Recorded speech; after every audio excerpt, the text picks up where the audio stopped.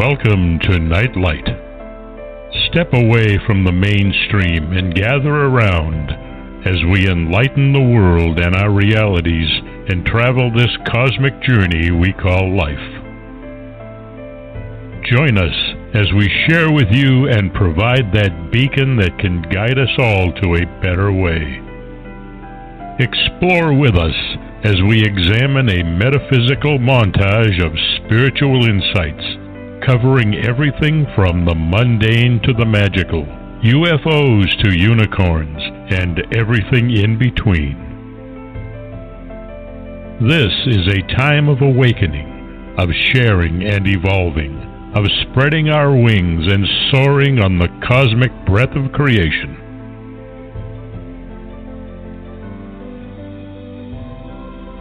Come and join with other light-minded spirits as we weave our lights together to seek understanding, enlightenment, and, with a little luck, some wisdom.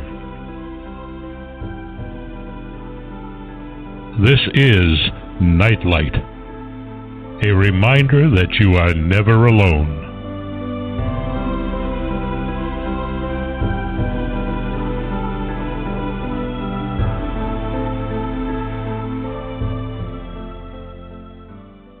Well, welcome to all your listeners. I'm really excited about tonight's show because we're on the verge of a new age unfolding right before us. And considering these ages, the age of Pisces, which we're completing, and the age of Aquarius, which is coming on, those ages are at least 2,000 years old. So this is a big deal that we find ourselves incarnated on Earth with this big event. And I think most of us can attest to what a wild and crazy year 2020 was. And we're going to review component pieces of that. But to be awake and alive at this time, to me, is incredible, to say the least. And it's not that it's not without huge challenges, because of course it is. But here we go, and this doorway is opening. Yeah, it is definitely, the force is changing. However you want to put it, anyone everyone is feeling it. Everyone feels it differently depending upon what their level of awareness is. But I have definitely noticed that perception is changing, attitudes are changing, and in some cases there's a lot of anger because things are changing. But then, of course, there's those of us who are so excited because it's a new age that's opening up, and we have so much new stuff that is going to be coming into us. Yes, exactly. And I do believe that there's a lot of anger, and it's for a variety of reasons. I mean, I think there's a lot of fear of the unknown. That's a pretty predictable human response. But, on December, just for the audience to give some clarity from an astrological perspective, on December 21st, 2020, at 1:21, so it'll be in the afternoon Eastern Time, the two largest planets of our solar system, Jupiter and Saturn, meet in the first degree of Aquarius, forming what astrologers call a great conjunction. So it's in the stars, if you will. It's in the heavens. It's imprinted there. As I've said before on the show, I've been following this for about 5 years now. I was alerted to this in December 2015. And now most astrologers are pretty clear that this is the official astrological beginning of the Aquarian Age. Saturn presides over lessons from the past, and as they all come together, as all this merges throughout this year, which has been wild and crazy, we're making a quantum leap of the shadow of the past into the future. So we are literally going from the Piscean Age, which had a lot to do with organized religion and power over and a ruling elite and that sort of control. And now there's a broader mass awakening happening, and that's just part of this Aquarian Age. As you said, you were noticing there's more acceptance, there's more awareness, which is really exciting. But as I've always said to the groups that I've worked with and folks, that you will awaken according to your vibration. meaning where you're at personally, how you're feeling, whether you're steeped in fear, anger, resentment, the past, or you've worked on that inner transformation and are a bit freer from those encumbrances and can see this as a much brighter light that it can be, but it's going to require real work on our parts to get there. I don't think it's just going to unfold and boom, there it is, but that the force is with us, right? Yeah, and it's there are those people that cling so to the past that they don't allow the potential for a future. And it's basically it's sort of like observing and flowing with what feels right to you, as opposed to, nope, it's been this way all my life and I'm going to keep it this way and I don't want to change, because and lots of times the past can afford to be changed just a little bit. So that if you're open to change, it's a great time. If you're not, sooner or later you will be swept away with it, into it. But it depends on, it's going to happen whether you are for it or against it, because there is a cycle taking place here that has taken place, for 26,000 years or 52,000 years or whatever you want to call it. But it is a process that we are a part of and we don't have control of. So that we're coming into a time where awareness and psychic ability and all sorts of wonderful gifts will be open to us if we're open to having them come. True. And there's an interesting quote in this astrological link that I referred to with this specific information, and they have a great line in it and says, it goes like this: mass consciousness cannot awaken until it realizes how unawake it is. And I think we've been working through that process for literally, truthfully, for decades. And with the technologies that we have now, there's truth emerging, there's misinformation emerging.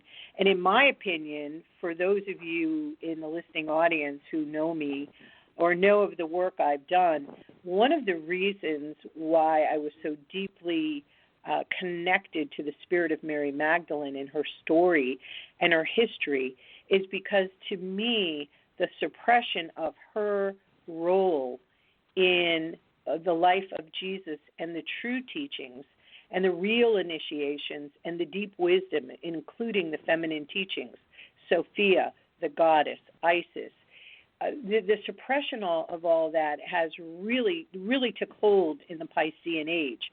And religions were crafted, but not necessarily true. And so for me, following that particular pathway for 20 years, and it's the way it was spun and the way it acted itself out historically, as this age closes, I really understand much more of who humankind is and how truly unawake we have been. And yet we're coming into this time of such, it feels like it's accelerated awakening, but for those of us who have been on the path for decades, it doesn't feel that it's that quick. But for the larger numbers of people who are awakening, it does feel head spinning that it is so quick. And yet here it is a month away. And I recall even in the Magdalene journey that I've taken, that experience, that if Yeshua, Jesus, said that we will come to understand this consciousness and we will really get it, and we will do far greater things than were recorded about him in his lifetime. And there was a long time where I felt that would never happen. We just weren't there. And now for the first time I actually see as that door is opening, I'm listening to people and I'm reading certain things, and I know that we are going to hit that trajectory. And the level of clarity and brilliance that teachers are coming out with in information, and even things like for me in this journey with Magdalene, like I'm getting so much clarity now and understand things I didn't understand even 3 years ago. And I'm excited to share that because this new level of revelation is really part of what the Aquarian Age is all about, to me. Oh, yeah. Well, and it also, I take a look at all this. I stand back and I take a look and I think how arrogant how arrogant humanity is in every single one of these ages, thinking we know it all, we have all the answers, and oh my goodness, if we knew it all and had all the answers, we wouldn't be here on this planet. So, it's sort of like important to be aware that there is so much unfolding and being uncovered and will be uncovered for generations yet to come. And this is the beginning of it, which is so exciting. But I mean, when you think of, my gosh, 5-10 generations from now, how much more comfortable everybody's going to be, not only understanding our own consciousness and then our link to cosmic consciousness as well, and Christed consciousness, so that we're taking baby steps, and we aren't. I think the most important thing for everybody to understand is the thing that is the most important is the journey, not arriving, and this journey has just begun. It's so fascinating that you speak of that, and there's so many pieces I would like to weave in and some bring back into the fold. So one of those pieces, when you were talking about, the cosmic consciousness and, the terrestrial consciousness, and how, we understand the Hermetic principle as above, so below. We understand the astrology and how it's playing into this moment, how that force is with us. And there's been another subject in relation to this that has really caught my attention, and it's the viral pandemic. Given the fact that I was given that dream in December of 2019, and it signaled the beginning of the coronavirus viral pandemic in our world, and we've discussed this on shows, but I have new information. So I'd like to tie it together with that dream. And then when you got a hit on that on one show we did, you said, there was an old sci-fi movie which turned out to be the Andromeda strain. And so I have a little bit more clarity on that, and I think it's really significant to understand a different aspect of the virus that I'm going to talk about tonight. And it's not meant to minimize the suffering and the difficulty and challenges that it's presenting in our world. I believe it's real, and I believe those things are going on. But we're just going to look at a little bit of a different look of the viral pandemic. So I'd like to start with this, and I can send you the link, or we can post it at some point later if you think it's appropriate. But this is kind of a scientific paper, if you will. And this is an excerpt. And it talks about the WHO's pronouncement of the 2019 novel coronavirus outbreak as a pandemic disease came months after we published a warning that the present deepest minimum of the sunspot cycle would be likely to facilitate the onset of a viral pandemic. It goes on to say that during a deep sunspot minimum, deepest in 100 years, and what happened 100 years ago? We had another pandemic, right? Okay. So during a deep sunspot minimum, such as we are now witnessing, two space-related phenomenon could have an effect on the disposition of viral disease and potential pandemics. With the weakening of the magnetic field, and we know it's very weak right now, if not at its lowest. So with the weakening of the magnetic field in the Earth's vicinity, there would be a high flux of mutagenic or damaging cosmic rays. It is of interest to note that immediately prior to the first recorded cases of the novel coronavirus in China, a peak of cosmic rays was measured, as is indicated by the Huon neutron monitor data. In our view, in this particular paper, the author said the strong cosmic ray spike was in some way connected with the onset of the outbreak. So I don't know if you get where I'm going with this, Barbara, but again, we're so interconnected that if we're at a deep sunspot minimum in the cycle, and we know that tends to spawn viral pandemics, that there's a causal connection, and there was one recorded in late November 2019, so we know it was recorded. They're postulating, they're saying they strongly believe that it had something to do with the viral pandemic emerging. Does that make sense? It does. It certainly enabled the virus to spread as it did. Absolutely. So if you remember, backing up for the listening audience to the December dream where I was told that there was something afoot and all these people were infected, and initially that was December 2019, I couldn't make sense of it because I had no scope of what a pandemic was. I never really had that kind of experience, so I couldn't decipher it. And then when I asked for further clarity in March of 2020, Archangel Michael came in again in my meditation, and he offered a vision of this rain coming down. But and I think you probably remember this, but it was like cosmic rain, and it was elongated rain, so I felt it was artificial, that it wasn't other rain. And I truly wonder if he was showing me these cosmic rays because it was raining down from deep space. In other words, and so it was global because it was raining down on the entire Earth. It may have been also a super wave from the center of the galaxy as well that sent out cosmic dust. Yeah. I mean, it truly could have been.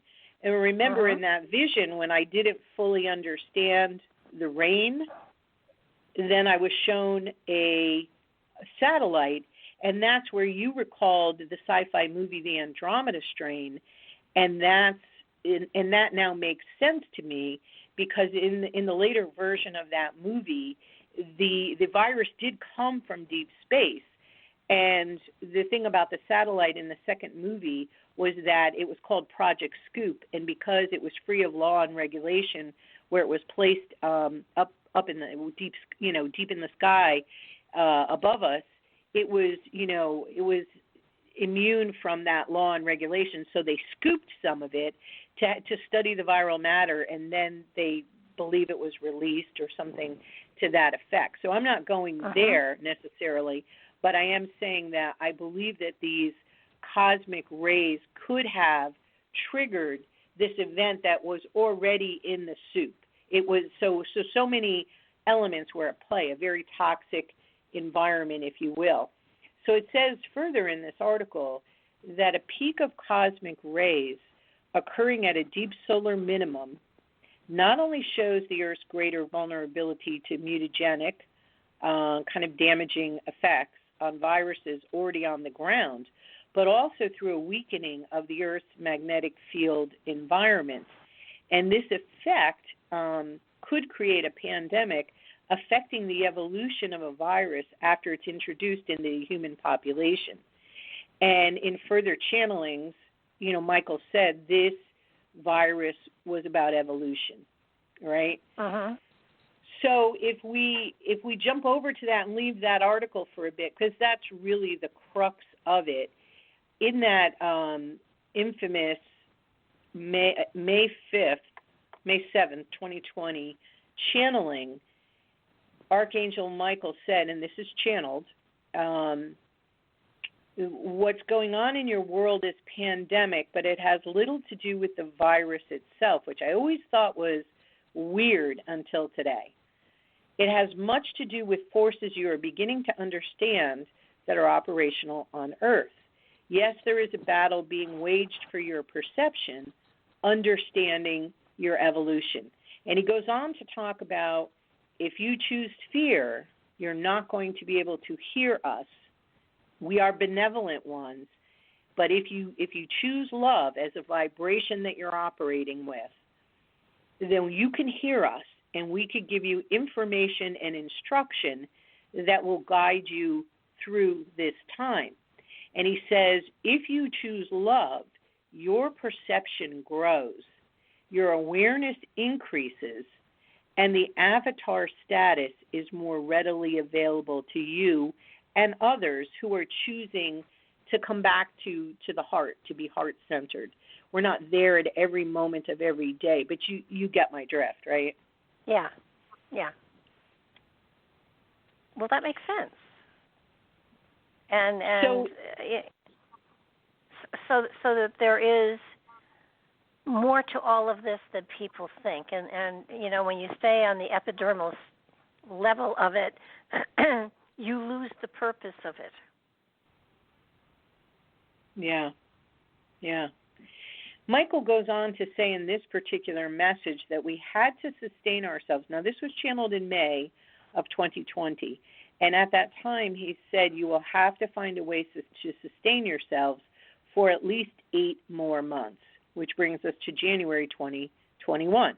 Okay? Mm-hmm. And he talks about how our perception really, really is growing strong, and that the earthly currents, the telluric currents, and the celestial forces are getting stronger and stronger, and they're moving through our bodies physically. They're moving through the earth, they're moving through the sky, and they're moving through us. And I think a lot of people feel it, but they may not understand it, and therefore, you know, maybe some people think they're losing their mind, or maybe this is where the fear is coming in, or what will happen, or I want things to be the way they were. Well, that's not going to happen. We're going into a new age with a whole new vibe.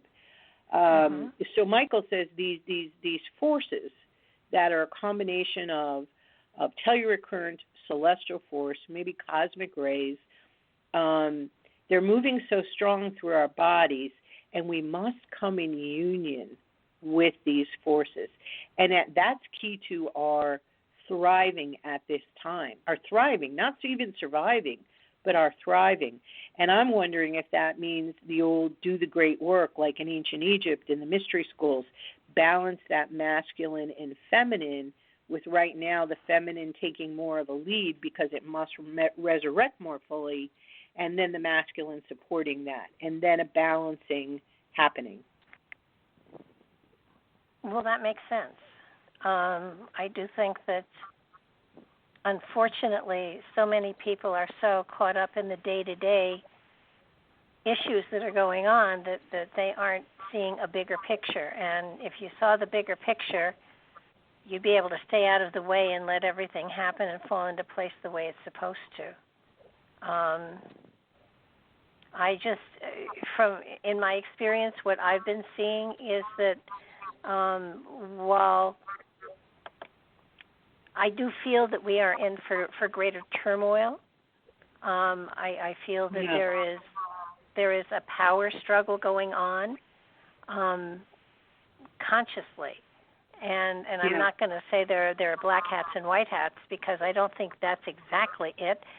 But I do feel that there is an inner battle going on within all of us, and wanting to have the big picture. And the big picture is something we probably will never totally have, at least in physical bodies. But the reality is that there is a lot of stuff that is going to be taken care of, that is going to be resolved, so that we can move forward. And like you said, the normal whatever was normal will not be there anymore. We have new normals, and the new normals are going to be wonderful, but they're going to be more based on an inner truth. And I'm not talking here politically or anything like that. I'm talking about consciousness. And our consciousness is going through such a change that our perception is changing, and it is confusing sometimes looking at our reality and what is going on, and thinking that that's all there is, and that's not all there is. And so there are growing pains here, and I don't know how else to put it. Well, one of the things that's a little bit different, and this is the part I hope I can explain clearly, because it sounds controversial, but if you stay in the bigger picture of perhaps there were certain cosmic rays that were recorded based on deep sunspot minimum. So we have a bit of science there. We have an astrological profile that seems to fit the bill. So that's another pathway. For me, I have channelings and visions, a right brain, signaling the same kind of thing. There's something afoot here. And, I needed to sit with it for a long time, but I was clearly told if you can stay in the vibration of love, if you can stay heart-centered, during your day, even if you have bad moments and all kinds of crazy things happen because they are to everyone, if you can come back to that and see the big picture, there's a message that this virus is conveying to us, and it's in the nature of how a virus in a pandemic spreads. So I'm going to see if I can do this information justice. And again, just to preface, I'm not denying the virus. I'm not saying it's a hoax in any way. I know that real people are suffering. I know that there's a lot of confusion and there are inaccuracies on both sides in terms of all that business. Is it real? Is it not real? These tests work. Masks don't work. It's just too crazy for me at the moment. So what I'm just trying to bring out is another aspect of almost, even though a virus is dead, okay, it's not alive, this virus as a pandemic has a consciousness. It has a message. And usually they spawn at a time of great imbalance, okay? And we all know, no matter where we stand with things, we know there's a lot of toxicity in our environment, in our air, in our water, in our soil, in our food system. We could go on and on. I think most of us are pretty aware of that. And so this particular interview I was listening to, it made some interesting comments like the purpose of a virus is to swap genetic information quickly across species. So it's like a communication system. Even though it's not alive, it still has some kind of transportation, communication aspect, right? And because our toxicity is so high, right, carbon release in the soil dying and how we regenerate it, we have the initiative, we have the answers in people doing things now. It needs to be adapted on a wide scale. And unfortunately, and I'll just speak of America on both sides, politicians are kowtowing still to lobbyists and not doing the will of the people, right, and what's best for all of us. So these particular species, they have lots of different messages, and they can, we've had 5 great extinction events on the planet, and it had a lot to do with depth of topsoil, that we lost a regenerative effect of the microbiome, and we couldn't generate certain things we needed to do to sustain life. So forget asteroids hitting. I mean, we literally have diminished soil, and it comes down to some of that, the good earth, right? To sustain life. And this is definitely in our time, but it's been also going on for a very long time. And so the virus it emerges because we find ourselves in a state of great imbalance, and it's saying, okay, we thrive in that kind of environment, and we have a message, and we do certain things because we're trying to update genetic information. And if you have a strong immune system, you'll take that, you'll get the information the virus is sending forth, is pulsating, and that swap will happen among species. It's a very efficient system of transmission. But we find ourselves right now in a state of disease and ill health for so many reasons. I mean, we could say processed food, we could say, bad air, bad water, whatever. There's so many reasons why. But does it make sense that because we have such an imbalance like that, that the virus has a leg up on us because we're disadvantaged at that moment? Does that make sense? Yeah, it does. I mean, I think that is wild that at the same time an age is changing, that is meant to enhance our expanded consciousness and technology, because that's the other side of it too. And with the feminine rising and the masculine to support the feminine, as it must right now. And that's what the Magdalene story represents to me, how her voice is coming back to try to create that, to try to rectify that imbalance, okay? That the virus itself comes and it's so successful on some level because it has genetic information to share, even though it's not alive. But because we're so compromised in our immune systems, let's say, as human beings, it has a leg up on us, and it can perhaps do what it really didn't intend to do, but because we've been in this weakened state, it's not really, it's trying to do a job of communicating something, but because we have so many comorbidities in our society, we're not really getting it. We're suffering from it rather than learning from it in a more positive way. And I know that probably sounds weird, but I don't mean it that way. It's just a hard thing to explain. Well, yeah, I can understand that. I think that in treating it as just a bug or a disease and not looking at it in a broader spectrum, we end up fighting our own change, by trying to kill it instead of taking what it's offering and letting it move on. Yeah. And again, for any listener out there, I don't mean to minimize this. My neighbor is an ICU nurse, and I've touched base with her throughout this entire pandemic, and I totally respect what the healthcare workers are going through. So again, I'm not trying to minimize it. What I'm saying is in the bigger picture of viruses and how they come, and they've been around a very long time. I think they've been around like 3.5 billion years, viruses have. And, I mean, they show up in the fossilized record. They've been here a long time. And this idea that it's a conveyance system to swap genetic information across species is probably something that in some way, maybe from deep space, this was considered a mechanism of transmission, just like panspermia, the theory of panspermia, right?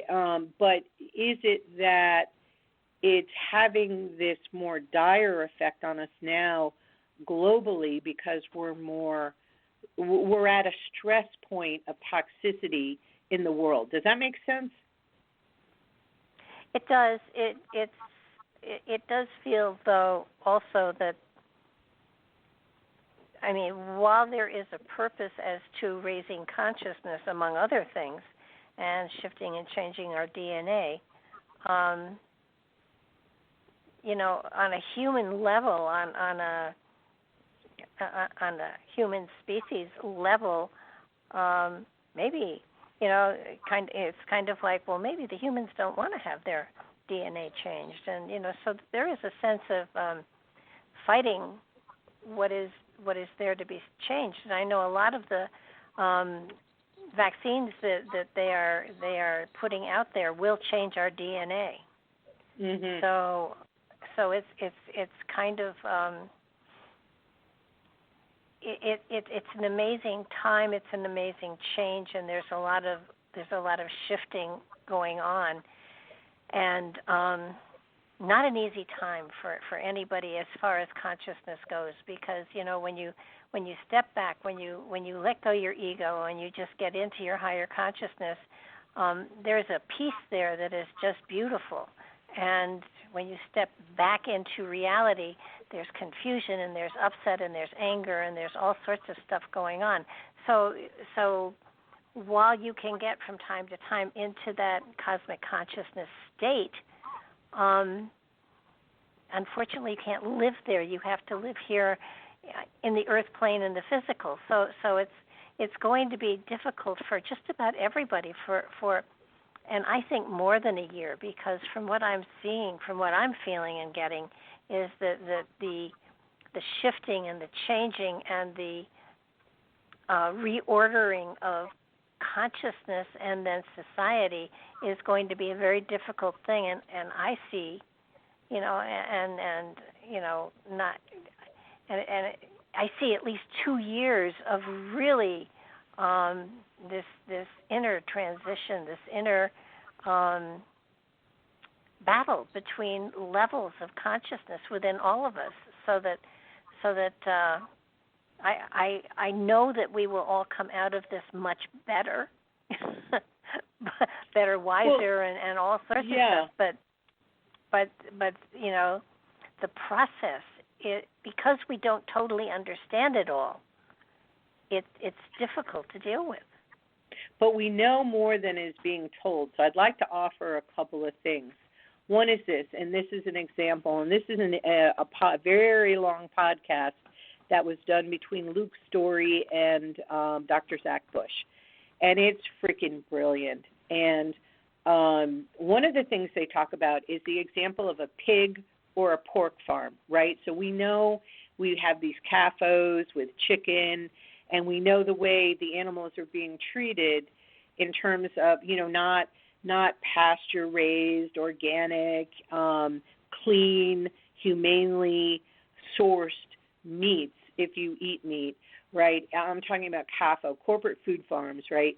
So on a pig or pork farm, when they're being herded into those conditions, there's massive stress in them, okay?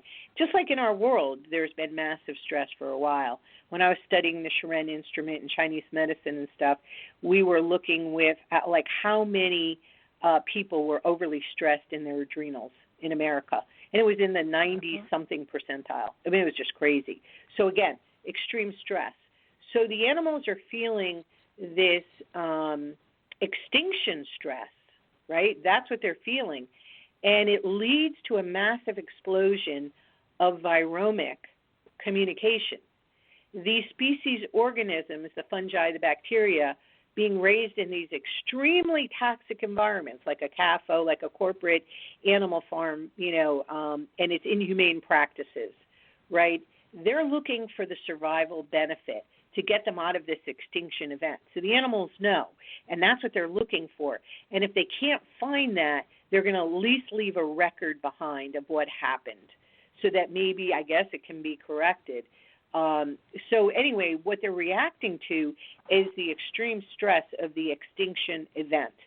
And what was being discussed in this was how children are more sensitive and allergic, and a lot of it goes back to the glyphosate use globally, but that we're at this tipping point. So as the virus comes in at the end of one age and the beginning of another, and the cosmic rays are happening, and we have this huge dance of the elements on all levels, we're on some level feeling, because of the imbalance and toxicity, we're feeling the extinction stress, okay? And to me, that feels right, that we're that intuitive. We know in our bones we're out of balance and something is wrong.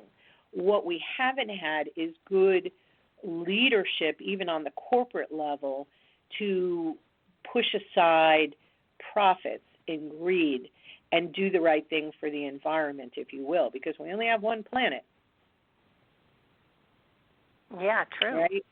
Right. So there is that piece, which is really, really fascinating. And, there's people out there doing amazing work. I was guided to Paul Stamets' work in his TED Talk about the mycelium of mushrooms and how they can correct so many things in the world just by growing a mushroom, a certain kind of mushroom. It has an innate communication system, just like the trees, and they know how to correct if we just get out of the way and let them do it, and things come back into balance.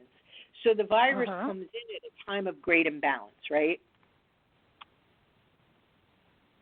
Does that make sense? Okay. Yeah, it does. I would, I don't think that we're at a mass extinction point, but I do feel that there's massive change. I mean, I do feel that the species will go on, but I do feel that there is a sense here of needing to make massive changes so that so that we don't go down that trail. I think we're probably right on the edge, and the edge could be 1,000 years of being on the edge. When the Bible talks of in the days, I mean it isn't talking about weeks; it's talking about centuries and generations. And I think that's what we're looking at here. I think that we are on the brink of being at a place where we are not we're not taking care of the planet so that we may well find that down the road we will have really destroyed things that we shouldn't have.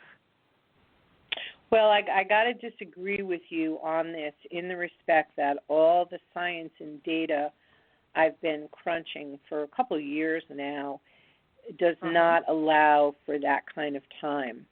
It really doesn't. And I've been very careful to read the most intelligent and objective information I can find. So while some people think we have that kind of time, I truly believe, based on all that I have researched, that we do not. And that this virus is part of the signaling for us to wake up and realize just how toxic the environment has become. People don't want to face this. They want to kick the can down the road, and here we are. So I know it's not pleasant to hear, but the upside is we have people on the planet emerging who do have solutions, who can actually find and are practicing ways to mitigate these damages and even regenerate soil, like the documentary Kiss the Ground that Woody Harrelson narrates. It's called, have you seen it? It's extraordinary on how we regenerate the topsoil and how that saves the planet. It's simple, it's extraordinary, and it's very esoteric in its understanding of the Hermetic principle, like Steiner's, biodynamic, organic farming, those principles. Everything is so deeply interconnected, and when one regenerates the soil, and the people there are doing it already. They are doing it. They just aren't doing it in numbers. So for me, and I'm just being honest, as we face a potentially bleak future that will come on us faster than we may be anticipating, we actually are now seeing emerging the practices and principles by some wonderfully brilliant people in this world who are really courageous and bucking the system and saying, no, we must do this. And these things have great science in them. They have great esoteric knowledge in them, and they're working. So that's the contrast of one age ending and the other one opening. But yet it's not something that's just going to happen if we stay in the same place. We must change our ways, and now we are being forced to change our ways. Oh, I totally agree with you on that. I mean, and as far as the time frame goes, terrible way to put it, but time will tell. Yes, literally. And each step we take to mitigate the damage, it can have wonderful regenerative effects. We just don't know. I mean, truly, we don't know. But we're running out of time, and yet we're on the threshold of a new age, which holds the intelligence and the consciousness to mitigate this extreme imbalance. And I believe on a bigger picture that the virus came at this time to tell us how out of balance we are and how it's affecting us because of our imbalance within. Oh, yeah, I would agree with you on that. I think that it is definitely a wake-up call for sure. And I think that how we deal with it, and again, I'm talking about humanity as a whole, not any. This isn't political. This is no species. Yeah. I mean, even when I channeled the Magdalene trilogy, she talked about this and said how this time was upon us and that we would have to find new ways, and that she felt heart-based intelligence is the only pathway forward to our sustainability. And I find that some of the people I'm listening to really do have that heart-based intelligence going on, because we know the virus emerges from stress. And, weirdly, it seemed like humanity knew that Wuhan would be the center of this viral outbreak. The microbiome was being stressed at such a high level. And, again, the pork industry was a good example of this, that example. And Wuhan province is actually producing the most pork in the world that I understand right now. So that means that there again, if we're talking about Wuhan, it probably did emerge there. Again, there's so much connected to this that we may never know, but we can begin to put the pieces together.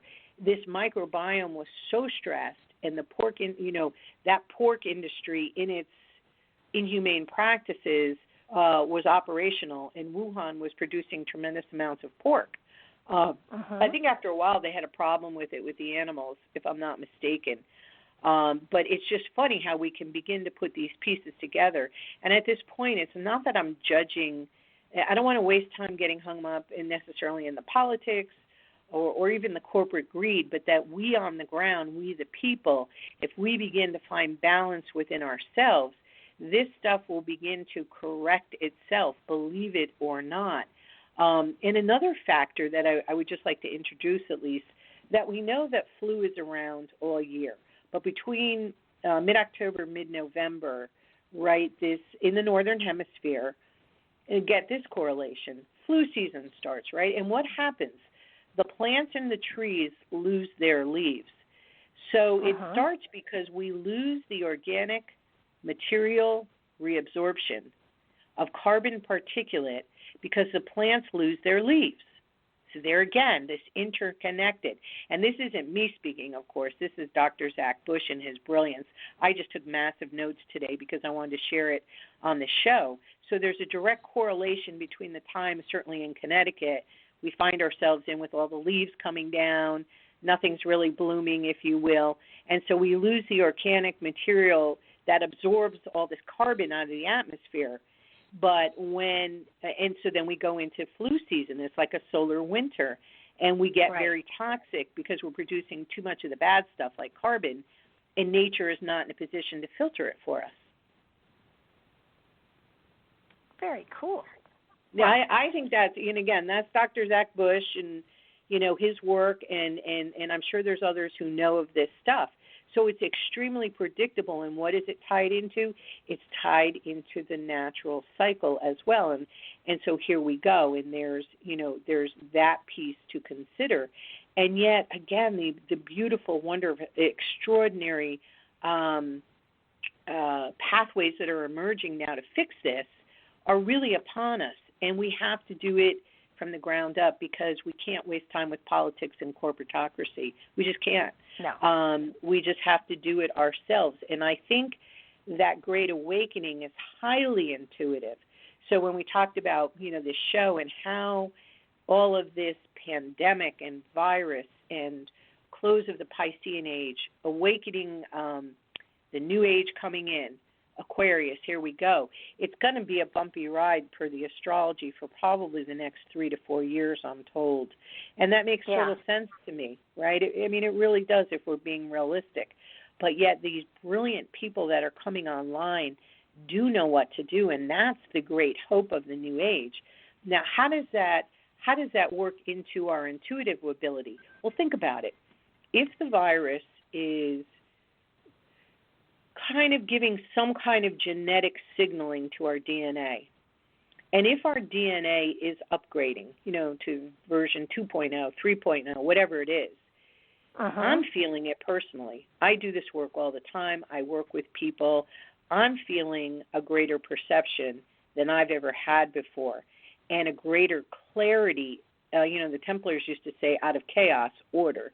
I'm feeling that clarity. And it's mind-boggling, and it's really cool, and it's, it makes me happy that I traverse this path for over 20 years and more, because now the fruits of that journey are really coming in at a level where in the Aquarian Age we will understand.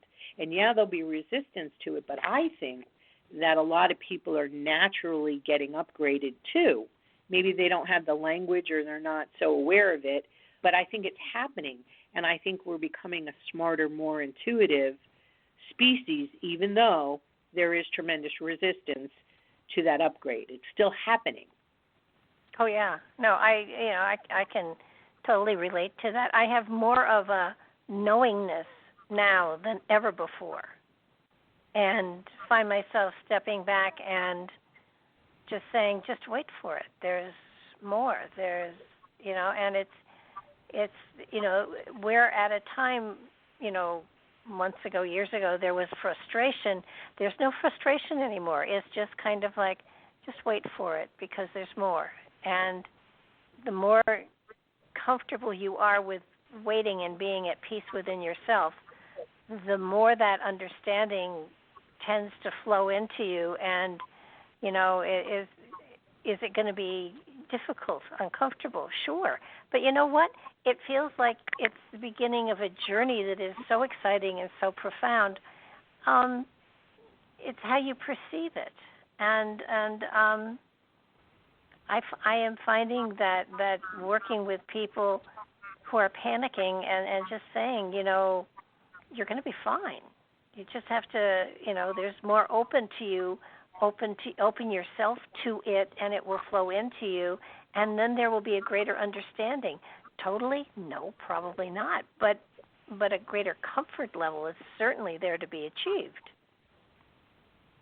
I mean, if I thought I'd know true. It all. Yeah, I know on a previous show I've mentioned that declassified document that was created for Army intelligence back in, I think it was 1987. It was declassified just recently.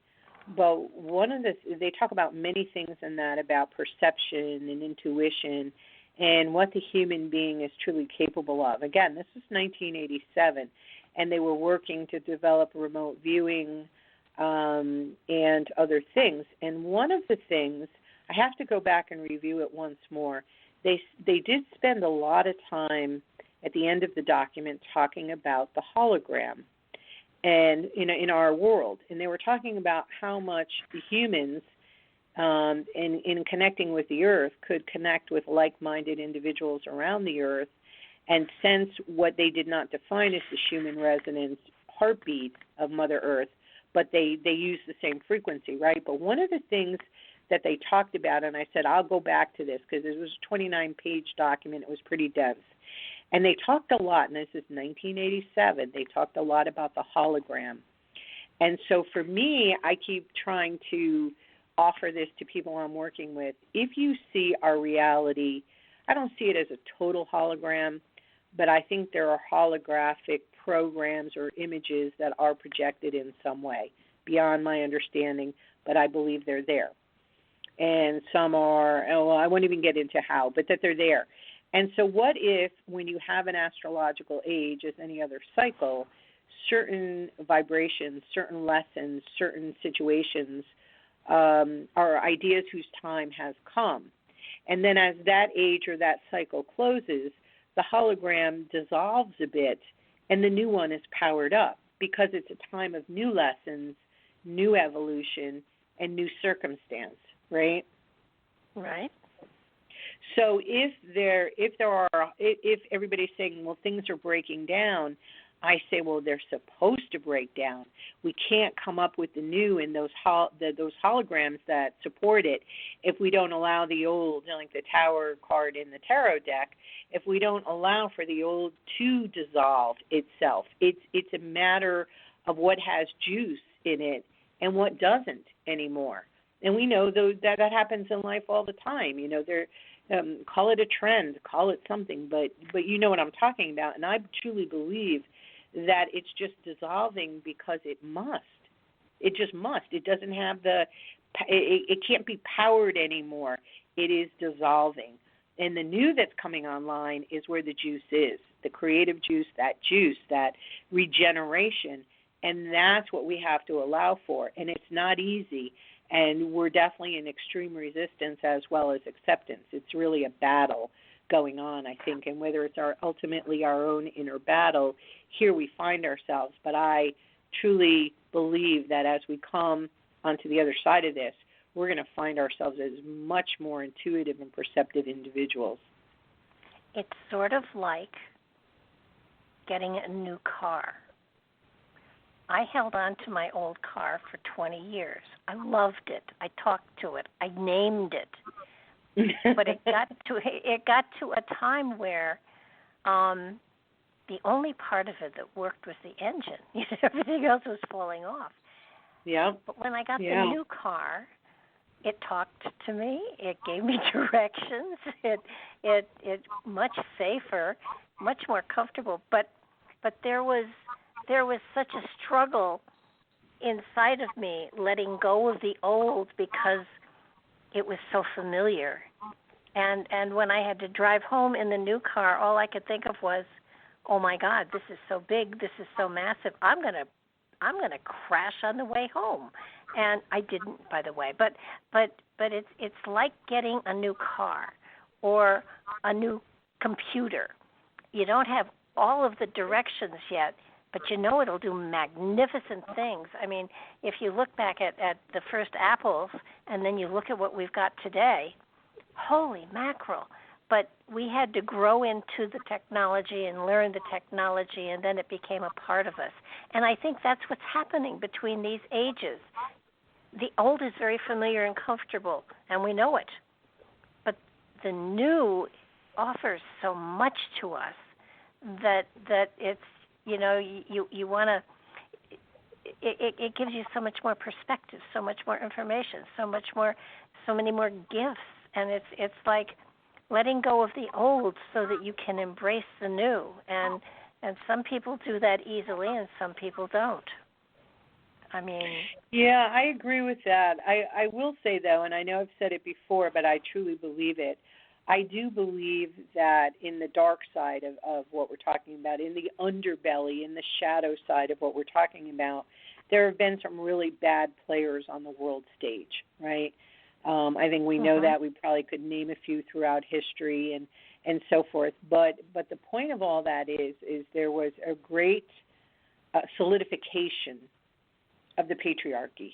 And for listeners, that really means like the male side of things running amok, imbalanced, untethered to the feminine, and so not in a good place. And from that place of imbalance, over these last 2,000 years, it has led us to this point.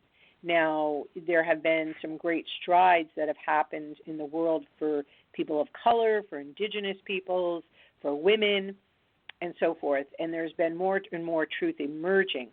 But it has still been a patriarchal control. And I think as that patriarchy now is dissolving, it's going down with a fight. I mean, it is just scraping and clawing at its power worldwide. And as a result of certainly women rising, people of color, those that have been suppressed or oppressed, who are starting to rise, I think the bad players are afraid because they know what they did to those people. And even though the people of color, the diversity, the women, indigenous peoples, throughout the world, I think in general, I'll speak for women, let's say, that we have no desire to have power over anyone. We just want to be in balance, right? And so our intent is one of the heart, generally speaking. There's exceptions always. And in that regard, we don't have the same intention. But I think some of the bad players of the patriarchy of the past, they feel that we will do to them what they did to us, just trying to keep it real simple. But that's not really the vibe of the Aquarian Age. It's really about humanitarianism and diversity and being free. Yeah, and I would agree. I mean, it isn't a pendulum swinging, we have total control, therefore we're going to abuse you, and then generations later, okay, it's our turn, and we're going to abuse you. It's coming to the middle where there is a good balance between the two. And it's going to be a struggle for a while. There's no doubt about it, but I do feel it coming. Yeah. Well, I'll close with this comment. In the channel Trilogy, when Magdalene was talking about this, and she was saying that this was coming, and she says, whether you change by grace or chaos is a matter of your own choosing. Yeah. The changes will come, whether you go with it gracefully or chaotically, that's your choice, but they're here. Yeah. Right? I think that's a good way to close the program. I think, we have a choice. We can go kicking and screaming, or we can flow with it. But we're not giving up anything. We're embracing a greater part of ourselves when we go with it. I think that's what people have to understand. We're not giving up anything. We're getting more of ourselves back. That's the amazing part. Yeah. So that it's not giving up. It's opening and allowing ourselves to become more than we had been before. And I think when people understand that, it makes it a lot easier to navigate through the next couple of years for sure. Yeah. So I encourage those listeners to consider celebrating on the winter solstice. I know it's close to Christmas, but a simple bonfire in the backyard, or going to a place that really resonates for you, maybe if it's not too cold, the beach, and maybe if it is, this is a dawning of a new age. I encourage you to connect with the earth, to see the sky, and really embrace the elements, because we are on the verge of a whole new era of human evolution and spirituality and innovation, and there is a bit of an underbelly, and it's really up to us to expose that and bring things into further alignment within us and in our world. And I think as we do that, as we recognize that, I think that this virus will eventually go. It will dissipate. It will have served its communicative purpose on some level. And again, not to minimize all the destruction and what is happening. I mean, I have a real heart for people, and I'm it's challenging, but I'm just saying there is another aspect to consider, that we are actually in union with the cosmos, and this is how it's playing out. So if we choose that gracefulness as best we can, if we accept and surrender and go with the flow, we just might find a part of ourselves, like you were saying, Barbara, that really is extraordinary. Absolutely. Well, I thank you so much for being here tonight. I'm looking forward to next month. That's going to be even more exciting. Yes, indeed. And thank you for giving me the time to express these ideas and put them out for food for thought. Well, I think it's important we put it out there. And, I'm not cramming it down anybody's throat, but it's sort of, Nightlight has always been meant to be a place where you can shed light in the darkness. And this is a very bright light. So that those, and it's kind of like, it's for those that are meant to find it, they will, and it's going to be out there for a long time, so it'll keep blinking, and sooner or later everybody will be embraced by it, hopefully. Awesome. Well, thank you so much, and hope your Thanksgiving holiday is nice, whatever you're doing. I think I'm going to be spending it with my son for the first time in about 30 years, so it's going to be interesting. That's really nice. I'm looking forward to it. Cool. So we look forward to next month, and we thank you for being here. And I'm going to thank everybody for listening, and tune in again. Mary Joyce is going to be with us tomorrow, and then next week, of course, we have more exciting shows. So please keep tuning back, checking in, because there's always wonderful material here. Good night, everybody.